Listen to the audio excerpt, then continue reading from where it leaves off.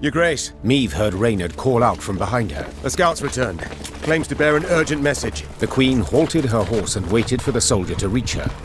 He abandoned all formalities and jumped straight to the point. Milady, a Blackclad caravan, armed to the hilt, rides this way.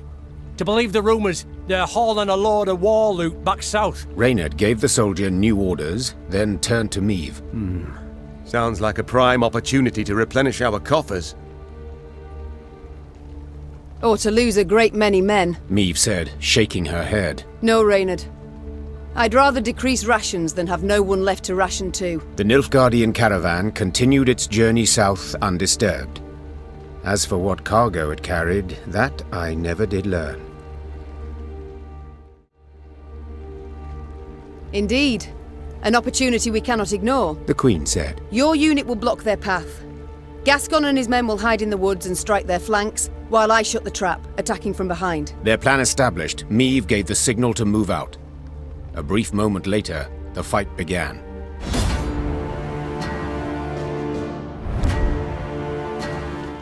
We must drive them into the ambush!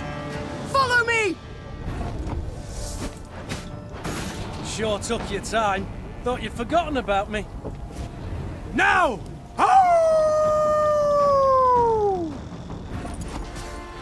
The caravan is ours, milady.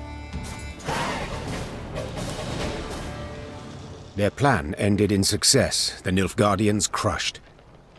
As soon as the dust had settled, Meave tore the canvas off the nearby wagons to see what precious loot they had so carefully guarded. She expected to find gold, jewels, or exquisite silks. Instead, she saw dirty, terrified figures bound in chains. Slaves, Reynard muttered. their precious cargo. Slaves. Behold the glorious future the Empire brings us. Meave ordered the prisoners freed and discovered they were Aedirnian peasants on their way to dig canals and dredge swamps as forced labourers. You are free. You can return to your homes. The Queen said. If she expected words of thanks and gratitude, she was in for a disappointment. What homes, milady? Asked one of the peasants, holding back tears. Took our land, they did. Nothing we have now. Not a rag to wear, not a crumb to eat. Leave us, we die. Soldiers don't do us in, monsters will. Assuming hunger and cold don't get us first. The Queen was about to answer when she heard Gascon, standing behind her, whisper, Before you make any rash promises, please, some maths. Dozens of hungry mouths to feed, and weak bodies to defend, twice as many tired legs to wait for, while war rages all around. You do realise you cannot save everyone. As you see, my numbers are few. the Queen began. Hearing her tone, the former slaves knew all hope was lost. Seeing the despair on their faces, Meave's voice wavered for a moment. And our coffers are bare. I am sorry. We cannot help you. Meave left food for the peasants freed from the Nilfgaardian wagons. She estimated it would last them 3 or 4 days. After that, they would be a problem that was not the Queen of Lyria's to solve.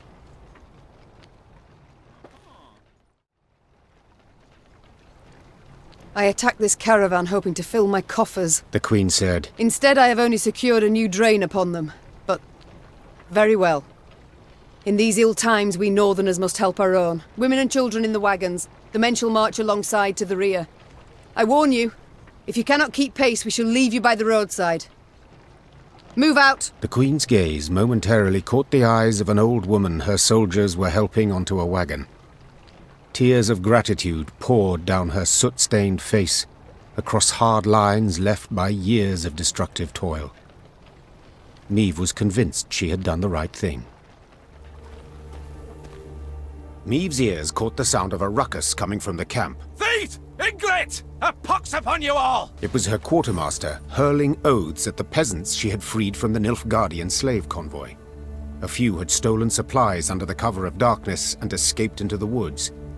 Terror and dread gripped the other freed prisoners. Meave mulled over what to do with them, and Reynard, as always, offered some advice. 'Tis high time they went off on their own, your grace. They are too great a hindrance. They slow our march, divert our soldiers from more important tasks. And now this. Gascon was listening to their conversation. Niamh shot him a questioning look. I opposed taking them in. So, for consistency, I now oppose forcing them to leave. We made their miserable lives our responsibility, did we not? Well then, that is a burden we cannot simply shrug off. Niamh's eyes narrowed and the lines on her face sharpened. She turned to the peasants. This is an army. We have no time for investigations and long trials. If one of my men steals, his entire regiment is punished. So it shall be with you. As you are unable to keep your kith and kin under check, you must leave. All of you. Today. Once the peasants had packed their few belongings and separated from the column, the Lyrians marched off.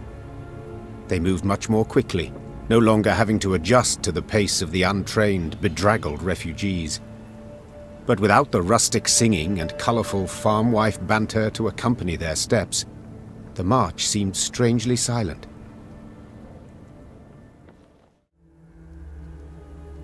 Let us not mince words. We cast off these peasants now, they shall die. Niamh said in the end. Let them stay. But I want them watched. They cause any more trouble, military justice they shall face. Understood? The freed prisoners sighed with relief. The infantrymen assigned to watch over them, however, grumbled their disapproval of the Queen's decision. It is an army, not a shelter. They said. Niamh's ears surely caught the complaint.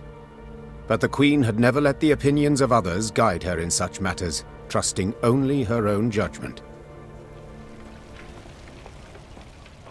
As Niamh passed the city of Harmelin, one of the peasants she'd saved from Nilfgaardian captivity requested an audience. Be taking leave of you here, milady.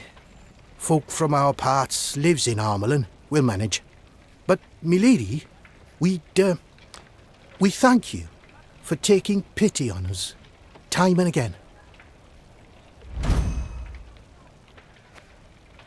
We've nothing, milady, or near's enough. Blackclad bastards took all's worth taking. Except in this. Amulet. Been in my family for ages, kept us from harm. May it do the same for you. Niamh wanted to say she did not believe in peasant superstitions, but when she took the ivory pendant in hand, she felt a curious warmth from it. The peasant bowed, then joined the others as they trod off towards Harmelin. We're safe behind these walls. At least for now we are. You've twice shown us mercy, milady. May little bless you twice over just the same. This pendant, your majesty. Wear it round your neck, always. It'll keep evil from you.